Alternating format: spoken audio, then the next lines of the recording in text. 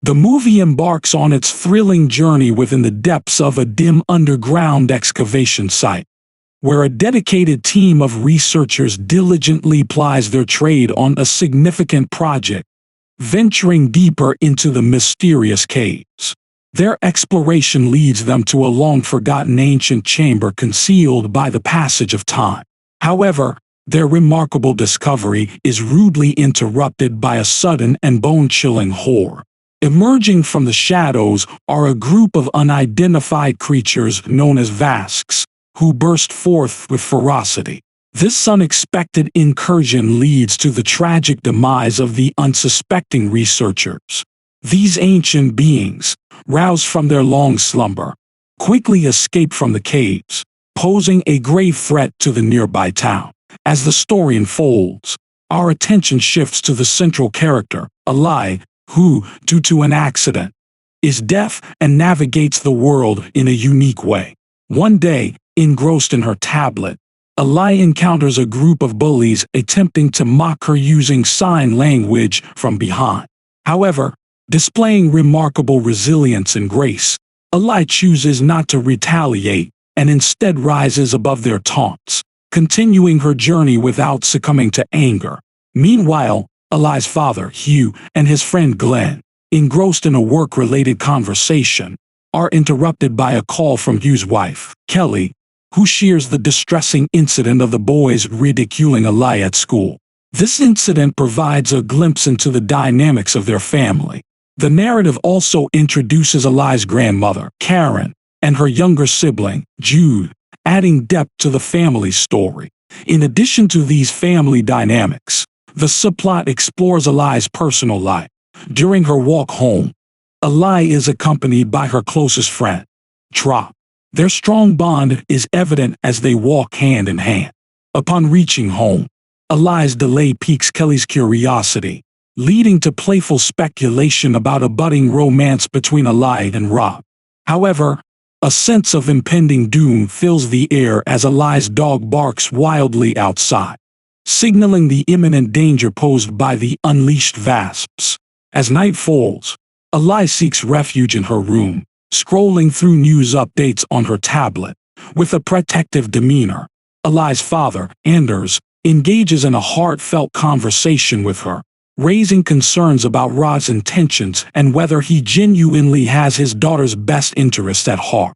The following morning, the entire family gathers around the TV, engrossed in a breaking news report. The broadcast paints a grim picture, revealing the emergence of unknown creatures, now named Vasks, wreaking havoc in various cities. The news discloses that these creatures are attracted to loud noises, prompting the U.S. government to declare a state of emergency, urging the public to stay indoors and maintain silence to avoid drawing the creatures towards them. In response to this unexpected crisis, Eli proposes a daring idea. The family should head to the countryside, where it's naturally quieter, offering them a better chance of evading the Vasps. The family unanimously agrees, and preparations are made swiftly. Before long, they embark on their journey, navigating away from the chaos of the city. Eli connects with Rob through a video call, ensuring his safety amid the uncertainty.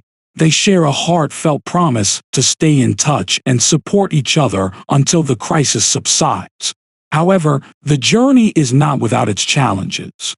While stopping at a gas station to gather supplies, an unexpected incident occurs. A dog barking loudly attracts the attention of a man armed with a shotgun, leading to a tense standoff. In a critical moment, Glenn acts decisively, shooting the man in the leg. This daring action provides them with a narrow window of escape, and they hastily leave the gas station behind. Their relief is short-lived as they find themselves trapped in a vast traffic jam the very next day, with vehicles stretching as far as the eye can see. Recognizing the potential danger, Glenn takes the initiative to reroute their course, suggesting they venture off the main road and chart a new path. While Glenn navigates their escape route, a panicked herd of deer suddenly dashes across their path. This unexpected encounter causes Glenn's car to veer off the road, leading to a harrowing crash. Miraculously, Glenn survives the collision but finds himself trapped within the crushed vehicle. Ali, fueled by adrenaline and concern, rushes to help Glenn. However, he urges her to prioritize the safety of the family and leave him behind. Kelly desperately attempts to call for assistance, but her efforts are unsuccessful due to the lack of cell signal in their location. With a heavy heart, Ali assures Glenn that she'll find help and come back for him. As the family regroups around their car, the dog's continued barking draws the attention of the Vasks, recognizing the immediate threat. Ali makes the heartbreaking decision to release the dog from the car, leaving her broken-hearted as they anxiously wait inside the vehicle. Ali indicates that she has a plan and steps outside. However, their trials continue. When Lynn suddenly starts coughing, it draws the Vasks once more towards their refuge. Quickly, Hugh grabs a piece of iron and throws it to divert the creature's attention. It's during this encounter that they make a pivotal realization. The Vasks rely on sound and are essentially blind. Recognizing the importance of this discovery, the family commits to using sign language to communicate and avoid making any noise. With their car being a noisy target for the Vasks, it becomes clear that they can't rely on it for escape. Formulating a plan, Ali borrows Lynn's lighter and stealthily approaches Glenn's car. She sets it ablaze, creating a distraction for the Vasks. Momentarily occupied, the family seizes the opportunity to disembark from their car and walk carefully through the dense forest in search of a safe haven for the night. They stumble upon a seemingly secure refuge, a house encircled by a tall fence and secured by a locked gate. Cautiously approaching the door, they hope to gain entry without alerting any potential dangers. However, a misplaced step causes them to accidentally ring a bell hanging on the door. The house's owner, unaware of the ongoing chaos outside, emerges from her house, speaking loudly. This noise immediately draws the deadly Vasks, who swiftly attack and overwhelm her, signaling a possible entrance.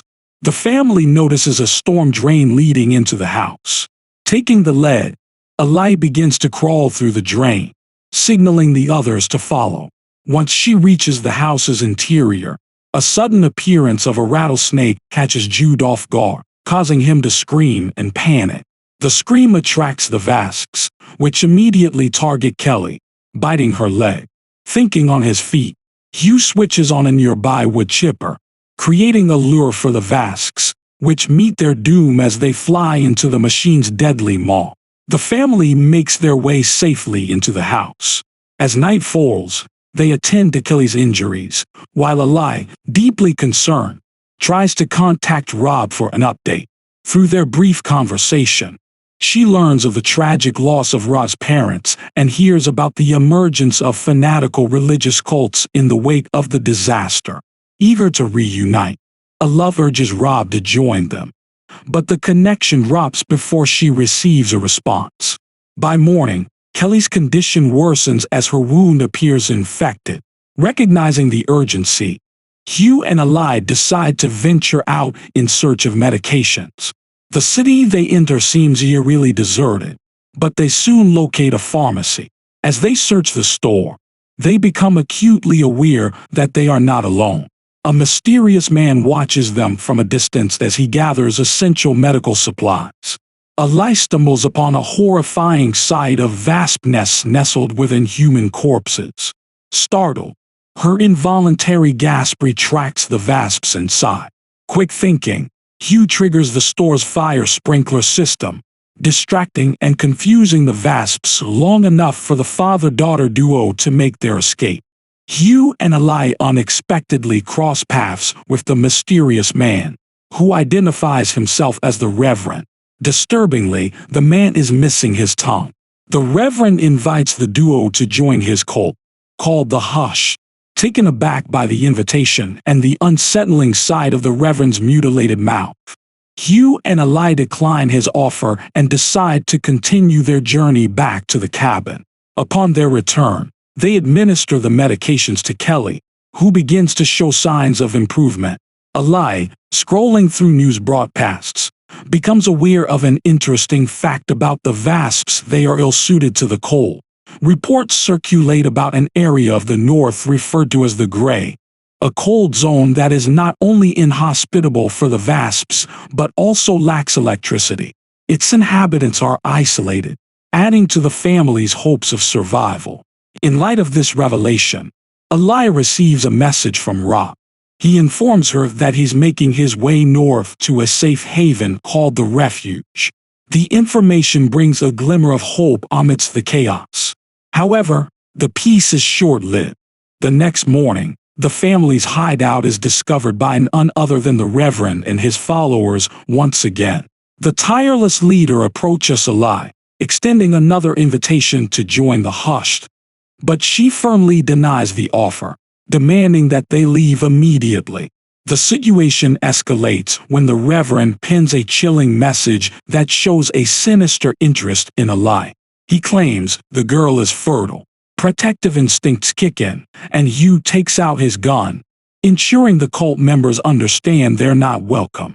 The night that follows is punctuated by yet another hardship as the family settles into an uneasy sleep.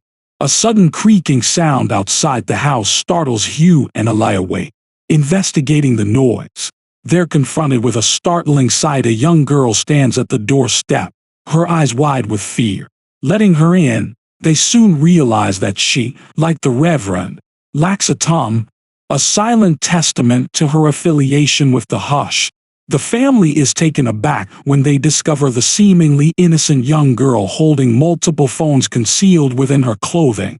To their horror, they realize the cunning plan of the Hush. Several phones, much like the ones the girl carries, are strategically placed around their house. As if on cue, all the phones begin ringing in unison, their loud tones acting like a beacon for the wasps.